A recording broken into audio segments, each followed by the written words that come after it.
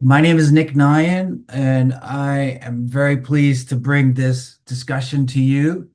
Um, it's about affordability and climate um, in New York City. And this is part of a series that we've been doing on this topic and the subtopics within because it's a big topic. And this is the fifth one, and we're focusing today on the homeowner experience with flooding and trying to find solutions.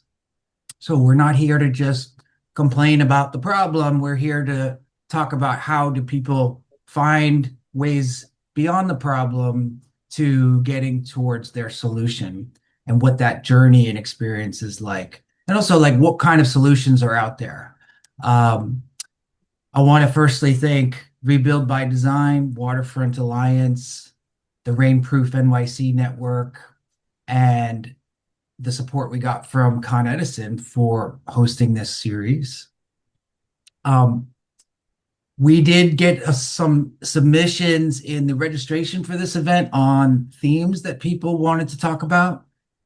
Financial assistance for mitigation, actionable individual steps, policy and community role, infrastructure, failures and solutions, and health and well-being. Um, Before we dive into that, we're going to um, just share with you the agenda. Um, and let's go to firstly just why I'm here. So I'm a guy who had flooding problems. I had no issues. I live in Brooklyn. I had no issues for about 12 years. And then in the last 5 years, it's been flooding more often. This is actually, hopefully, it plays a video.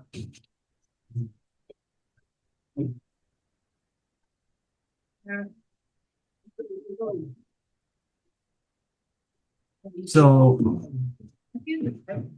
that's the bucket brigade trying to clean out the basement. And the reality is they were pulling water in the bucket, throwing it out, and then it was coming right back in. Um, but that was just one of a few experiences that I was having. And in that process, I was like, okay, what can I do? And the answer was not simple. Um, and I went on this journey trying to figure it out. And that's partly what I want to share with you today with other people and experts that I found. Clearly, flooding is dangerous. People can die and have, especially in New York City basement apartments. And flooding is also very expensive. Um, and because this is an affordability and climate discussion, we're going to focus more on the solutions and the costs and the considerations around that, but also like how we can share costs with community-led solutions, not just individual solutions. More water is clearly coming. We just saw that on July 18th. Before that, it was May 20th. Um, what feels like a 1 to 2 inch storm in some places becomes 1 to 2 feet very, very quickly. And if that hits your place, that can be $25,000 in damage, easy. We've had four of the biggest rainstorms in history in the last 4 years. That could be calculated by the rate that the rain is falling, not just the amount total. In some pockets, like last July 18th, it was very heavy in Elmhurst, very heavy in Soho, very heavy in uh, some other parts, but not everywhere. And it's unpredictable at times. Something else to know is that 40% of flood insurance claims from the National Flood Insurance Program, they come from areas outside of high risk flood zones. So people think, well, I'm not in a flood zone. I'm probably good. And the answer is a lot of people are not good, even outside of flood zones. And people think, is mitigation, is the solution worth the money? What if it costs me $1,000, $5,000, $15,000? And the studies have shown that you're going to spend way less if you spend it on prevention and mitigation than if you do on just damage and recovery. It's a $1 in mitigation equals $13 saved in damage. Now, the city is doing a lot. I talk to a lot of people about flooding, and they're like, the sewers, the DEP, they're just not doing their job. And my experience is that the city is doing a lot. And if you go and listen to the DEP officials talk about this, they readily admit that they're doing tons, spending tons of money, asking for more money, but they can only rip up the city sewer system so fast. It's a lot of time and effort to replace old sewers. They are cleaning more catch basins. Mamdani just announced that, but there's 150,000 catch basins to clean. So it's going to take a while. And they have admitted, this is the previous DEP commissioner on the left, who said, we cannot keep up with the rate of water that's projected. And then the current DEP commissioner on the right, who's new under Mamdani, she said at a Gowanus flood preparedness event that I went to that, look, the city sewers just weren't designed to handle this amount of rain, and we cannot adapt quick enough. The city is doing things, but people also need to do their part. We can't just wait for the city to fix everything because they admit that they are not going to be able to keep up. So we want to blame somebody, but yes, we would like more help from the city or the state, but we also have to realize that even with more money, they say they can't keep up. And there's this gap that I see, I think that we need to help fill, which is there's all these people with flooding issues. They go to their elected officials, they see a social media post, it's like call 311, da da da da da. But if they go to their city councilor, the city councilor often will say, well, look, there's this big program being funded. It's going to cost a couple $100 million, but it's going to take 6 years or 8 years or whatever. So there's these big projects that are happening, and some of them are actually fantastic and amazing. We need those. But then there's this big gap between that and, say, call 311. And we want to try and fill that education and activation gap around micro mitigation, because that's what a lot of people need. And that's what we're focusing on today. So when you're trying to answer the what can I do question, it's easier to answer because it's not one question. It's lots of questions around pre-flooding, during flooding, and post-flooding and recovery. And then when you're in recovery, do you just replace everything the way you did, the way it was before, or do you shift it or use some of that money or change your strategy for how you're going to deal with the next storm? There are a lot of solutions out there. What I found, and I know others can relate, is a bucket and a fan and a wetback is not a strategy, really, to deal with the rain that we're dealing with now. There are high price ones and low price ones for high risk and low risk issues. There's inside solutions and outside solutions. I have seen a lot of different solutions at different price points that are both inside or outside. And sometimes they're best when they're coordinated. But sometimes to figure out the coordinated approach, you need someone who's not just an inside person, like a plumber, or not just an outside person, like a roofer or a mason. And so figuring out as a homeowner, like what's the combination of inside, outside? Do I let the water in and push it out? Do I prevent the water completely from coming in? How do I deal with the runoff from the roof? My place, 20 by 50 roof, 1-inch storm, that's 620 gallons. Where's that going to go? So there's a lot of strategies out there, and we want to help you find them.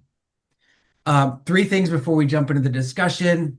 One, just letting everyone know we will share any resource or website or report that's mentioned today. We will share it afterwards in an email as well as a summary. So you don't need to worry about trying to get it all written down or find the link. We will send it to you. 2, if you had flood damage from the storm a couple days ago or the May 20th storm, these are 2 different QR codes to apply for money that is available from the federal government. And the May 20 money has been unlocked, meaning it's already been approved. You just need to apply for it. You can actually take 20% of that money and apply it to things like I just showed on the other slide, which is mitigation. So it's prevention, not just recovery. If you had flooding on July 18th, that money has not been unlocked yet, but that's the black QR code. They need people to file damage reports so that they can unlock that money. So that's why reporting matters. So May 20th on the left, that money's been approved. July 18th on the right, they still need reports to be submitted in order to free up money. This again will be shared afterwards. Lastly, everybody should sign up for Notify NYC. It's very useful, especially when storms are imminent. They have a special thing for basement apartments too, if you happen to be in one or rent one. Two is 311 reporting. I know a lot of people are like, 311, I've done it, nothing happens. Things do happen, but it's the official way the city sees what's happening, and you should do it, even if it feels like it's not generating anything right away. Get your neighbors to do it too. Oh, and there's one more thing, which is water connects us. It doesn't care about property lines. As I walk around, I see a lot of these little tubes coming out of little spaces, which are for pumping water out from people's basements. Now, I understand why they do it. They don't want floods in their homes, but this approach just sends the water to the neighbor. It just sends it down the hill, flooding them or even causing pollution and with raw sewage outfall into the nearby waterways. So we need to try and recognize that our neighbor's water is our water and ours is theirs. And we need to try and move past these types of just pump it out in the street efforts. The one on the right, by the way, at least they did a little thing where the water goes into a garden. When the garden overflows, it goes down on the sidewalk. A little bit better. But this is not going to actually get the city out of this current situation. This may help one person, but it won't help the block. It won't help the city. So a tale of two homes. This is the one on the right, all cement, nothing absorbent, just a water shield. Now, they maybe have flooding too, but the one on the left has got more greenery, more places for water to be absorbed. It's just an example. That's what we want to try and get to as part of the solution conversation, and helping people find things that absorb and redirect water, not just shoot it to the sewer, which bounces back, or just down the street. Okay. Enough of me talking. We're going to have a conversation now, and we arranged this great group to gather around the virtual table to talk about this stuff. So we'll just go around the horn and let everybody introduce themselves, and I'll start at the top with Mr. Cousins.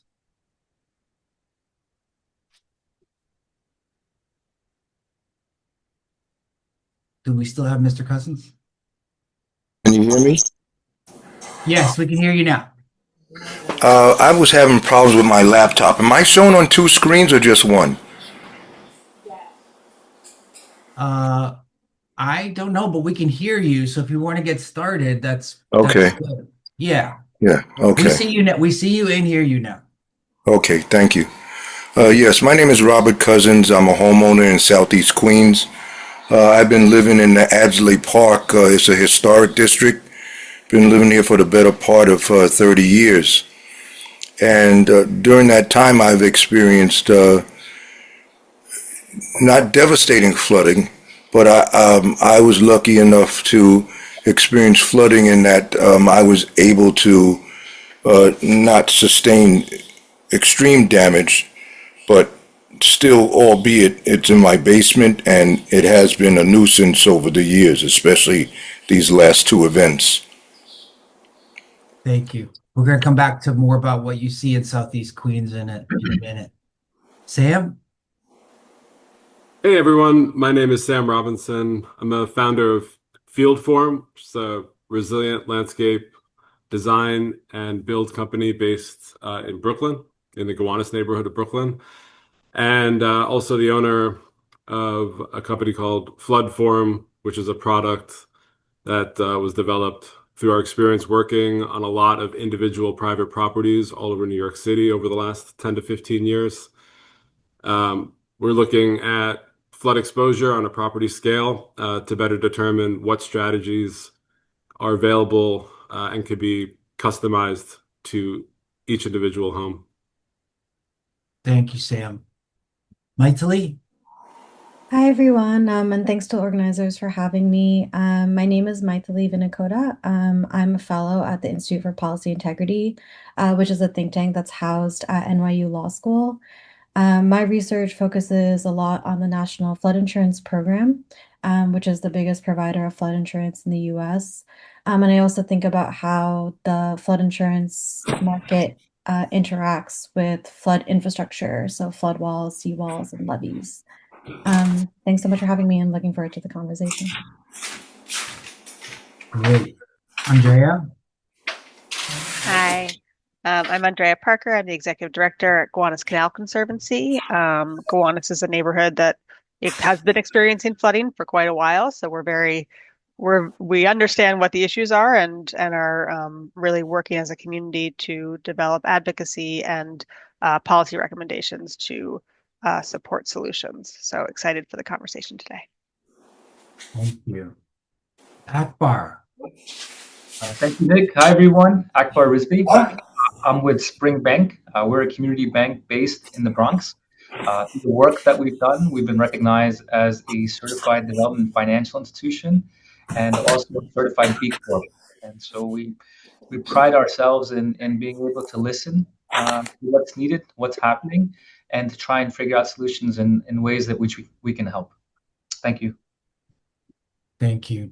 And I'm Nick, and I shared my story, but basically shared what I learned through the City Sponge and through a new company called FloodLine, which is to help people find solutions that can add up across a community and you can see the impact, and also funding. But let's go to Mr. Cousins. Are you still there? Yes. Yes, I am. Can we go back to you and let's sort of start with the homeowner point of view?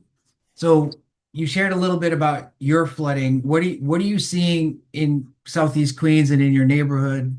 And what do you feel like, how would you describe the journey that homeowners are going through trying to find solutions? Well, first off, over a period of time, over several years, again, remember, I've been here 30 years. So my wife has been here longer than that. She grew up in this neighborhood. And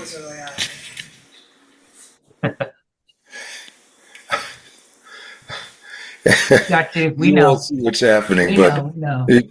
I should have had her registered. You can always ask for her to speak later on, but I believe she's on the line. However, there's been inroads made to try to mitigate the runoff of water. There are several politicians that I live near. Over the years, they were members of the neighborhood. They've since gone to glory, but and some are still around. And we're still fighting the issue where they go into the sewer lines or the fresh water lines. They installed additional pumps and ejector pumps to try to get the water out of the neighborhood. But I found that, with the advent of that, not a lot of major construction has taken place where they would take away the ground area, but we still have not had any respite from the problem. The water still accumulates. I even have some things I have set up around my home to try to lessen the problem. But in all fairness, I see people that neighbor my home that have community driveways and things of that nature, and they're catching a lot of bad problems. I see that pump that you showed in the picture, and it's right next door to my neighbor. But thank God they're higher. It goes to the street and through their grass, like you mentioned. So, but I mean, a lot of people are not familiar with French drains inside and outside of the house. And I think that people, perhaps some things could be done to create incentives for for people to participate in that. You mentioned in the loan that there's mitigation, but there still has to be a recovery issue, I would say also first, Yeah. right? Correct. In that particular program, yes, you have to have recovery and you can use the money mitigation. There's other programs where you can just do mitigation. Right. Yeah. But you, when I met you, which was at a Southeast Queens event, I remember you raised your hand and you said something that really summarized things for me, which is you were like, look, we want to solve the problem, but just telling us that you're working on these big projects isn't enough. And I think you said something else that day that was like, we need help on the following. And what was that? Uh, I was in the moment. I guess really, I believe there was a contractor there as well. And we kind of, when I mentioned gave my comment, I guess it caught your attention and his. And what I was thinking about is that fact that, homeowners need to know exactly what we shared today, how that water gets, how you truly can mitigate the problem. A lot of people are cementing and concreting their walkways and have what have you, and that's not really helping the problem. I don't see many aquifers in the neighborhood, so things of that nature could be set up in the neighborhood, and incentives can be, if a contractor was incentivized to help a homeowner, then that creates better relationship, and it would urge the contractor to be more proactive in finding a real solution for that particular homeowner. So I think that's where I was probably going with that. Yeah. Yes, you were. You said it very well then and now. Part of it is not just the solutions that work instead of just pushing water to your neighbors, but also the funding and then also the incentives to spend that money. And then also who are the good people that do that work. Exactly. And you mentioned basement apartments also. A lot of homeowners, there's an influx of a lot of new home buyers in my neighborhood. And I see a lot of younger families. And as a result, with the prices being high, people are going to be renting their basements. Now, there's some people that I've already spoken to, and my wife and I we come from a background in housing, so we kind of advise people. I'm on 2 block associations because my home is borderline on both. And, we try to talk to people about this situation because they need to realize that if you have a situation in your basement, and you have people residing there, you need to know the ins and outs of that. Get educated, and HPD should probably get tapped to educate some homeowners, because there was a program at one time when they were trying to make basements legal, but some cannot be made legal. I was a supervisor with that agency, and people need to know what they're up against, from a protection standpoint when it comes to flooding, and as a homeowner or as a renter, they need to be made aware of the perils that come with flooding. There's, just to chime in on that, there's a law that people should know called Right to Know law. It's a disclosure law. And if you're renting an apartment to someone like you described, you have to disclose the flooding history of that place. You can't just say, I don't know. You have to say yes or no. Is there a history of flooding? And if you say no, and there was a history of flooding, you're on the hook for a lot more than you might realize. Yes. Similarly, if you sell your home, you have to disclose flooding history. It's a good law. It protects the buyer. It doesn't protect small businesses on commercial leases, unfortunately, but I wish it would. But Sam, you've been out to Southeast Queens and you've seen what's going on out there. Connect what Mr. Cousins is saying to like how the solution menu could be thought of. Yeah, I mean, I think in southeastern Queens, some of those neighborhoods, there's some overarching conditions that create similar exposures for large groups of homeowners across many blocks. And while specific interventions on individual properties can make a difference, it's really a lot of homeowners working together. Robert, you mentioned the groundwater issue, which is prevalent on some blocks much more so than others, where there's a groundwater table at a depth of, let's say, 5 to 10 feet. An interior French drain could be very helpful to be installed with an understanding of like the right way to do that. Typically, these strategies are kind of bundled together. So if you have an interior French drain, you also need a sump pump, and then you have to ask yourself, well, where is that water going to be pumped to? So we look a lot at pervious versus impervious surface. Luckily, a lot of single-family homeowners have backyards. They might not be permeable, they might have concrete, but there's an opportunity there to remove that concrete, allow that water to infiltrate into the ground, allow the water that might be drawn up from a cellar or a basement to be conveyed or channeled into that back garden. So a lot of times it's really just moving water around into the right places, away from areas where it's going to cause flooding and pool up. Also, there's the green infrastructure, trees, certainly in the street, as well as plantings in the rear garden can be very helpful. But really, I would say 3/4 of the strategy set is moving that water and holding that water, or allowing it to kind of be in your backyard, or be on your rooftop if that's an option for you, or be somewhere else other than in your basement for the time and the duration that the storm is happening, and then releasing it back out after the storm has passed. And I'll just say that New York City, in terms of like the broad strategy, does rely a lot on what we call infiltration, allowing water to percolate into the ground. And even if you have groundwater, within 10 feet and even 5 feet, you can still do that. I think the city regulates to a depth of somewhat like 3 feet is considered to be allowable, but you need to also understand how this is going to impact your neighbors. So if everybody's putting all this water into the ground, there's going to be a side effect potentially to that. And it's one of the reasons why we feel like it's important for people to be aware as a community, so that they can make these decisions collectively.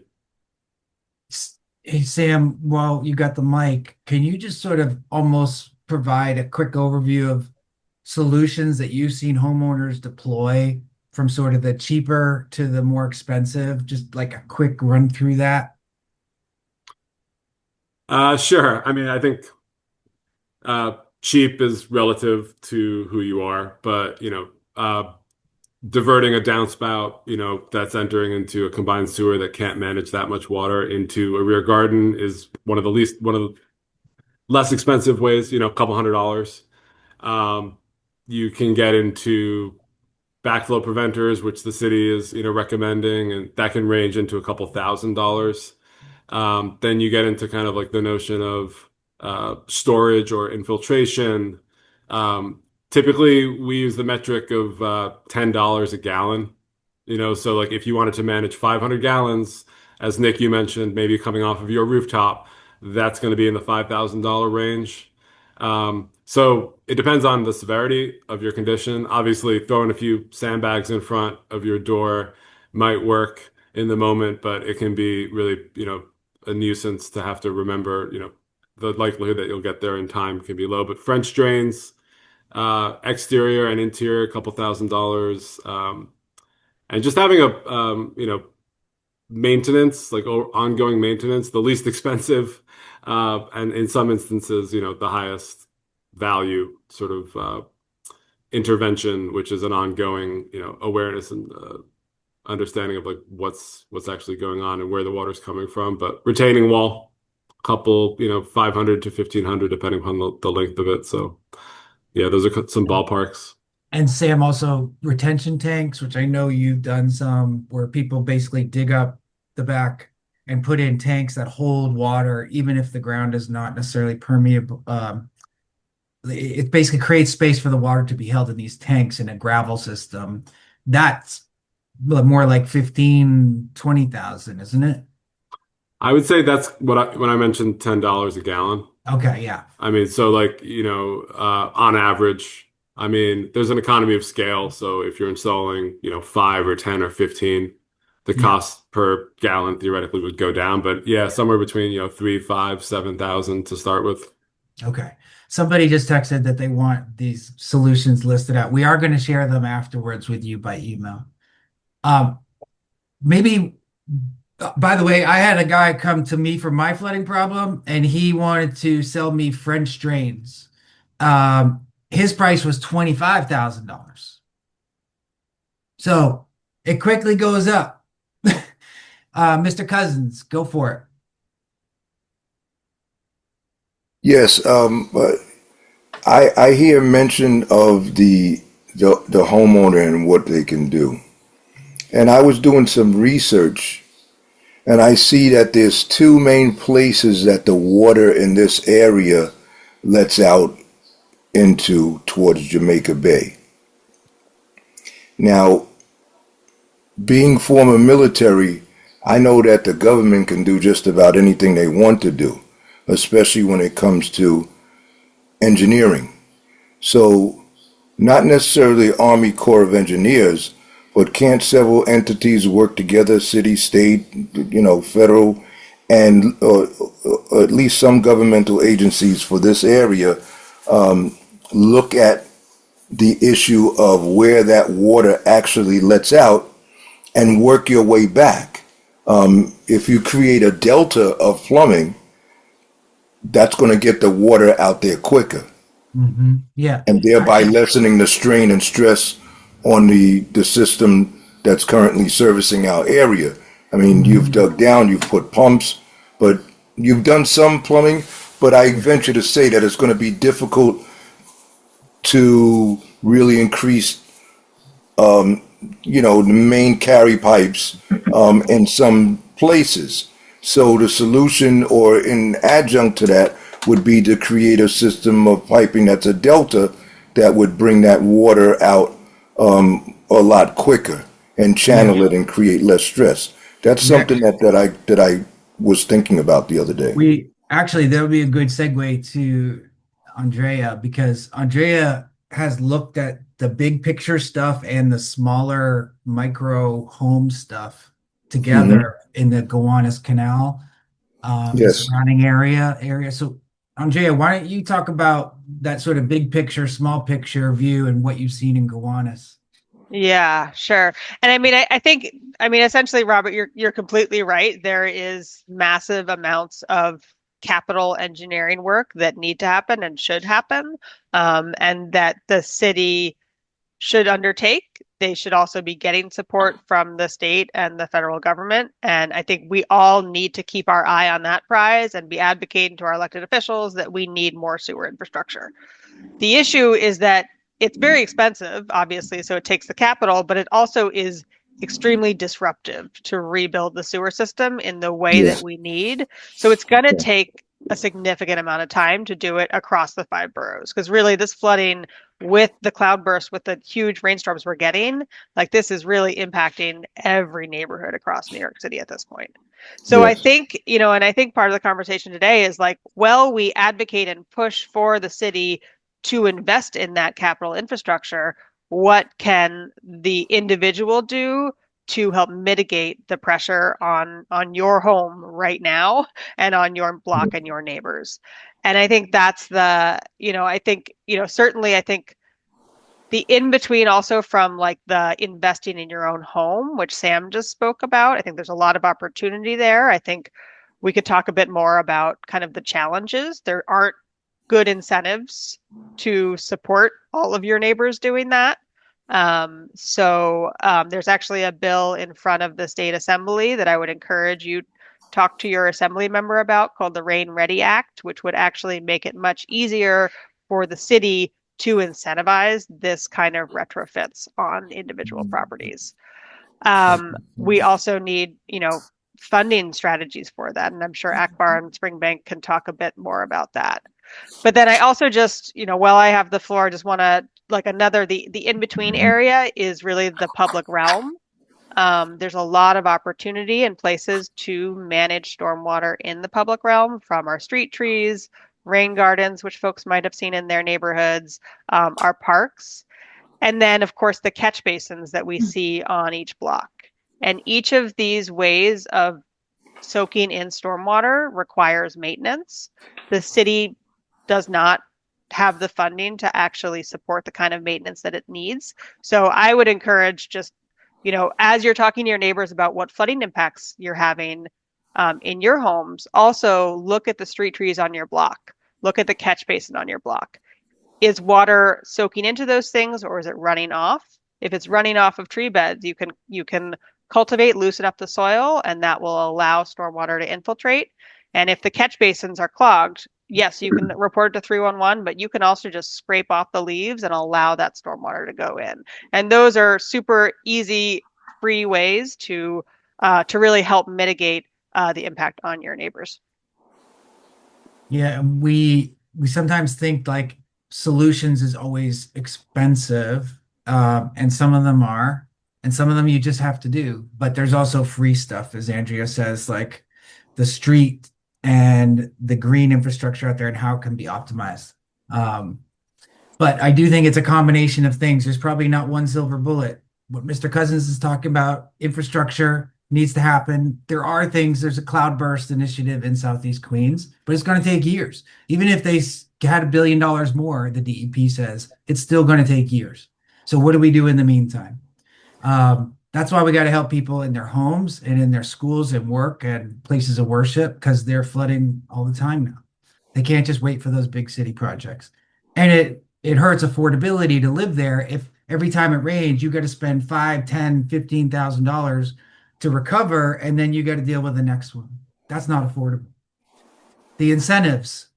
This is a big part of this is physically what you can do, but then there's financially what you can do. And, I mentioned there's recovery funds that are out there at the beginning of the meeting. There are other programs out there that the state is doing. And then there's creative financing that is sort of being created to meet this need. Akbar, why don't we let you chime in here on what you can react to anything you've heard, but talk about the financing side as you see it. Sure, absolutely. This is a real concern. As a homeowner in Queens, I've experienced this where I've had 2 feet of water in my basement, and then you kind of hold your breath every single time it rains. As looking at it from our small business customers' perspective, on doing a site visit in October, I think about 2 years ago, going and meeting with the customer and seeing that their basement was entirely flooded, and they were in process of figuring out how to get that out and be ready for the day. So this is absolutely a real concern. And so, being a community bank, we tap into what's going on, what's needed. And if you're a homeowner, if you're a small business owner, similar to what you just said, Nick, every single time that this happens, the amount of expense, the dollar amount, but not only the dollar amount, but the amount of pressure and worry it creates every single time. How do you work on that, right? So it's a big ticket expense item. And so the other flip side of it is that you have to look at it as an investment opportunity too, and in a way that can protect your home or protect your business. So when you look at it from that perspective, or if a lender is looking at it, if there's a cost item to your business where this reoccurring thing comes up and you're able to resolve it and eliminate it, it helps trickle back down to the bottom line. And if you're a homeowner and you are able to resolve this issue, it helps improve the long-term value of your property as well, not to mention the headache of dealing with this as and when it comes up. So, we're proud to say that we're working with Blue Dots and New York State Resilient Retrofit Program. And so when you talk about creating funding opportunities, we're working on this funding opportunity where it's a $3 million facility with New York State Resilient Retrofits, whereby it's a 50% loan and a 50% grant that's repaid over 10 years at 10%, and it's 50-50. So one is a loan portion and then one is a grant portion that goes away. And so that's aimed at low and moderate income single family homeowners in flood prone or heavy rainfall damaged areas And eligible work includes elevating living space above flood level, insulation upgrades, efficient fixtures and appliances, swapping fossil fuel heating for electric heat pumps, raising mechanical systems above flood elevation, and working on solar and battery as well. So that's an example of from our perspective, a community bank that's trying to play a part. The return on investment for flood mitigation, I mentioned that for $1 spent on preventing flooding, it saves you $13 on recovery. I think it's hard to imagine for people that it's that extreme, but that's what the U.S. Chamber of Commerce study found. But it's still money. You got to find it. Are there incentives that anyone has seen out there that you mentioned the Rain Ready program, Andrea, which is not yet approved, but is right? It's pending. It's pending. It's in Uh, assembly, and the assembly it's stalled at the state right, assembly. So right. we need to pressure them. So we do need pressure on that, but like obviously Spring Bank is here. They represent a financial avenue for people with money either from the state or from their own products. Um, but there needs to be incentives for people to do the right thing at home and not just pump it out to the street. The Let's talk about insurance a little bit because that's obviously part of it. When you think about like the cost, there's always like this, well, do I just build a solution or do I just not worry about it and get insurance and hope it doesn't happen? But if it does, I can get insurance to pay for it. That's something I've seen people go through. I know a lot of people in New York don't have flood insurance. I think about 20% have it. Um, so mightily, when we think about insurance and flood insurance, like what do you think homeowners should know, and also what do you see happening sort of nationally on this topic? Yeah, so insurance is really a catch-all in case everything that we've talked about fails. So even if you're a homeowner who's doing everything right, so to speak, and doing a lot of individual level mitigation, you're protected by a city, large infrastructure project, you can still arrive at a situation where you experience flooding. And so insurance is meant to be a catch-all to protect you from the financial exposure in those events. A problem is that, a lot of these large infrastructure projects can be reflected in insurance pricing. And I'm mostly talking about the National Flood Insurance Program, which is the public program run by FEMA, which provides most of the flood insurance in the US. So a lot of those big projects can be reflected in the pricing, but unfortunately, a lot of these small household level mitigation techniques often aren't reflected in your premiums. So it's a little unfair because you could do a lot of work as a homeowner to protect your home, but then it's not necessarily being reflected in your insurance premium. So that's something that, again, we need to advocate for and find a better system such that those types of mitigations are included in our pricing. Nationwide, we are seeing, insurance take up is really low in New York City and across the country.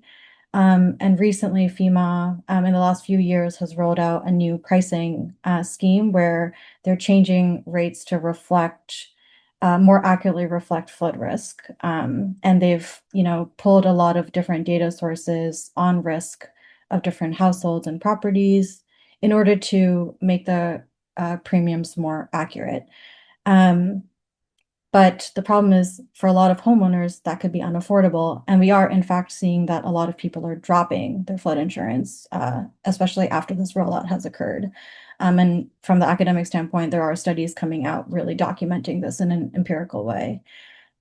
So that's something that we need to think about. Do we need some sort of, voucher program or some sort of affordability program built into NFIP to make sure that households can really access it? And also, can we find some better way to have all of these household level mitigation strategies like installing French drains, having a rain garden incorporated into your premiums that would, make it a lot easier and make insurance affordable so that people can really have it as this backstop.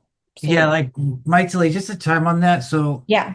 my car insurance, one day they sent me this little thing and they're like, plug this into your car and it'll monitor your driving. And if you're a good, safe driver, you don't drive after 2 in the morning, you don't go over 80, you don't do sudden stops all the time, your insurance will go down.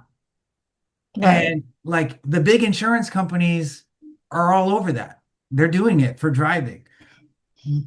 Is there any conversation about doing that for this, which is your home insurance? You do the right things for mitigation, you prevent damage in the right ways, your insurance should go down. Is that even on the table? Um, I guess not in as sophisticated a way as it is for what you're describing. So I know that FEMA is using a lot of risk modeling where they're, looking at how water flows through communities and then using that to prescribe as property specific premium. But that very easily can allow a lot of different mitigation to slip through the cracks. And to my understanding, they're not necessarily, surveilling every single property to make sure that certain things are being done. So yeah, we're definitely not there yet, but I really think that it would be more fair to homeowners if we did do something like that. Yeah. And then also the the idea of parametric insurance. So that's a new product that has come out to sort of fill a gap. Can you talk about parametric? Yeah. So basically, parametric insurance is a different model where you essentially get paid out a claim, or I guess you can't really think of it as a claim anymore, but you get a payout from the insurance company if a certain trigger is hit. So, for example, a certain depth of water in a nearby flood gauge, so it hits 2 inches, then you get a payment. And so the idea is that you're not getting a payment based on the damage to your specific property, but you're getting a payment based on this parametric trigger, or this basically quantitative indicator that, they have the sensor, they read it, and then they automatically give you a payment. So this can be really helpful because you can get your payments a lot quicker and you don't have to wait for someone to come and inspect your property, and you don't have to file a whole claim about it. So this can help homeowners react more quickly to scenarios, but obviously there's pros and cons to it. Sam, you actually did the parametric, I think, or you've been looking at it. Anything to add to that? Yeah, we have that installed actually at our office. It's typically a commercial product. So I think, Right. We were one of the first. I mean, technically we're commercial space, but we were looking at it for residential use. It's 8 inches. The threshold is 8 inches. We could decide where we wanted to place it. We placed it in the rear exterior wall. When you say, Sam, when face you say it, what do you mean the sensor? the sensor, yeah. So it's a physical PVC pipe with a sensor on it. And the idea is that if we get flooding or if water reaches 8 inches, that will trigger a payout of around $20,000 within 24 hours. They didn't take my bank account information, so I don't know how confident I am, but it was $800 per year. And we just wanted to see how it worked. And we'd actually, we had seen flooding close to 8 inches a couple of years ago, so we'll see what happens. And I know there was also a nonprofit, right, that had kind of trialed it out. Yeah, CNYC, Center for New York City Neighborhood did a pilot, but it was never activated. So the thing with parametric is you got to choose your level, and then you only get money if it gets to that level. And the lower the level you choose, the more you pay. The higher, the less you pay. It's like a deductible. But it is an interesting product, and also groups can buy it. So like Mr. Cousins in Southeast Queens, if a shared driveway, if there's 30 or 40 homes on that, they could buy a policy together, I believe, to get payments if there's a certain level of water in that shared driveway or those homes. I think it works like that too, but you should look into it. Um, Maybe we could just go to like the city role, and like I would love everybody to just share like what's your interaction with city officials or DEP on this, and imagine you were sitting down with Mamdani, the mayor, and he's like, what would you like to see? How can I help? What would you say to him? Maybe Mr. Cousins, you could start. I would like to see, I used to contact DEP to clean the sewers. And I was told that they're supposed to do it on a regular schedule. That was unbeknownst to me because I would just call them because I would smell the methane gas coming up when I leave my home. And I think that that's, in the short term, if you really make an attack on a lot of these, you have a lot more cars in New York City, a lot more people. I take care of property for my church, residential property, and it's a couple of neighborhoods away, and I see a lot of trash by the sewers. I'm cleaning by the sewers all the time, so if I'm cleaning the grating, you know what's inside. So I think DEP, especially at this time of the year, while they're not dealing with frozen and broken water mains, they should be tearing their tails on all neighborhoods and cleaning these storm drains. Yeah. I think the mayor heard you because he just announced a big program on that. I think Yeah. it's like 40 new trucks to do cleaning in the catch basins, but they can't do them all at once. 40 trucks doesn't cover 150,000 catch basins. So, Right. okay.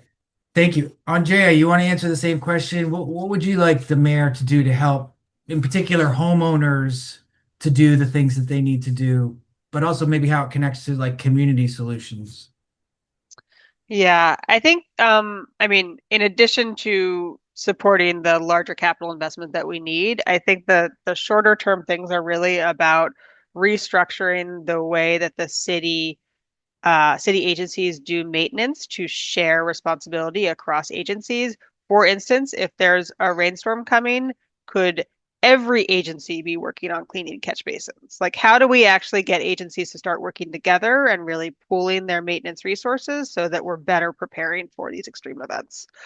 That also is going to require a lot more investment in just maintenance staff. And then I feel like this education piece is huge. I mean, Robert, you mentioned this, there are so many people that think that the answer is to concrete over your front yard, and we don't have good education programs. The city could really invest in making sure that folks understand how floods work and how to work together to mitigate them. Yeah, that's something we're going to try and help on with Blue Dots. Um, Also, well, let's keep going. Akbar, do you want to say you're sitting down with the mayor? He just pulled up to the table. What would you say to him on this? Sure. I think that the state program, the New York State Resilient Retrofit Program, is a good idea or a good thought in the right direction. That perhaps a city matching program would also help and work with community lenders that are more active in these spaces to be able to deploy these funds. And then also, these city-owned institutions keep their deposits at larger institutions where maybe they're not playing as much of a role. When you're banking with smaller institutions, smaller community banks, it helps because if we get those deposits, we can help deploy these funds as well. Great. Mythili? I definitely second Andrea's point about information. I think giving information to communities about how to protect themselves and also, vetting good private insurance providers, and helping advocate for us with the federal government and with NFIP would be really great. And maybe a moonshot is some sort of means tested affordability program to help subsidize NFIP so we can bring those enrollment rates up. And maybe some incentives to reward the people who do the work. Definitely. Although I don't know if the mayor can do that, but maybe that's the city and the state insurance people at the state level. Seems to me, Akbar, that if the state is giving you guys money to give for resilient retrofit, the state should also want to reward people through insurance to do that kind of work, connecting those two people. Absolutely. Yeah. Right. And then that money could more easily flow to people like Sam's group or to Mr. Cousins to pay for Sam's team to install the solution. Absolutely. Because the opposite is doing this after the damage, as you know, which just costs so much more. Yeah. Yeah. In fact, I go to my local hardware store and I'm like, when do people come in and buy the pumps and the barriers? And they're always like, after the storm. Yeah. Sam, what would you want to say to Mayor Mamdani? I mean, just being realistic towards opportunities that we've seen that showed some promise and potential. So Robert, in your neighborhood, the St. Albans neighborhood, we were introduced to some of these private driveways, which have this kind of strange relationship between public and private. And we were told that there's a DEP program called Resilient Partners, which is currently for larger sites, but they may be open to funding a group of private properties that had a shared space between them. And one of the issues we saw was that it was hard to get those neighbors to organize themselves. But the money was technically there. I mean, DEP kind of told us, look, we haven't really done this before, but we're willing to do it for this block. And we potentially could have gotten $440,000. So the education, the awareness, but then also like a legitimate incentive where the city could say, look, we're just going to pilot this. Like we're going to do resilient partners for residential blocks, but we need 50% I mean, technically, there needs to be some shared legal contract between those neighbors, but getting that out there so neighbors and residents can understand that as a viable option for them. And the way that it works is the money would be paid back after the work was done. So I'd like to see more localized funding from existing dollars through DEP and other city agencies. Yes, I agree. I agree with everything you all said. And my wish to the mayor would be the catch basin cleaning trucks is great, but you need like a stormwater czar, just like you had a rat czar. Let's have a flooding czar who's going to take people like smart people at this table, but there's others, and make every program that exists easier to do, including whether they're easy to do on a mobile phone, which, by the way, looking at flood risk maps for the city on a mobile phone is a nightmare. Little things like that, and then free up some capital for people to do the things they need to do in their home, in their business, in their place of worship.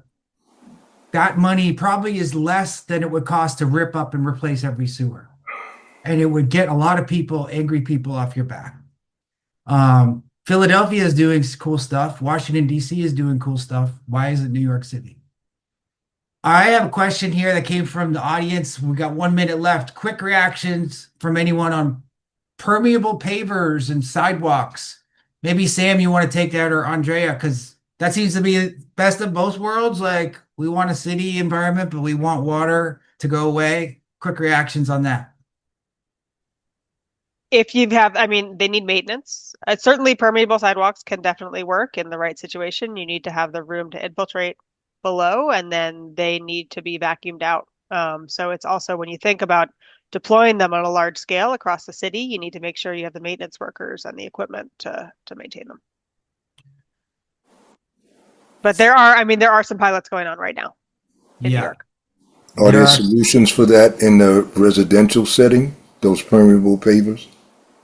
Yes. Certainly. Yeah. Sam, do you want to talk about that? Yeah, they're piloting them right now in Kensington, Sunset Park, Brooklyn. And you can see, I mean, 2 feet wide along the curb line. So, one wheel of a vehicle is sitting on top of them. They look like concrete, but kind of a rougher concrete.